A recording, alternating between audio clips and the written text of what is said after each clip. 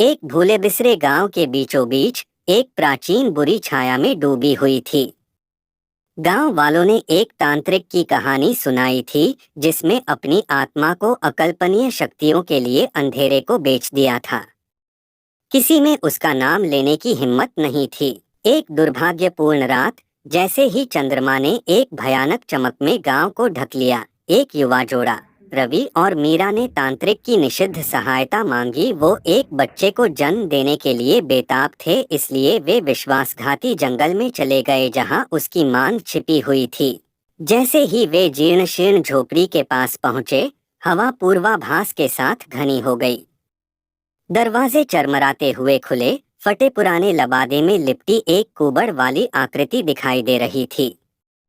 उसकी आंखें एक भयानक रोशनी से चमक उठीं, जिससे उन दोनों के शरीर में सिहरन फैल गई।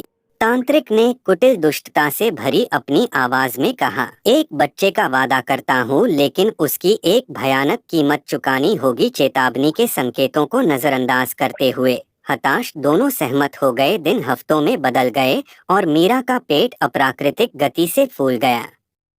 उसे भयानक दर्द का सामना करना पड़ा। उसका शरीर डरावनी पोत में बदल गया। कभी निर्मल गांव अंधकार और निराशा से ग्रस्त हो गया। तांत्रिक के श्राप का शिकार होते ही ग्रामीणों की फुसफुसाहट तेज हो गई। परछाइयां द्वेष के साथ नाचने लगीं।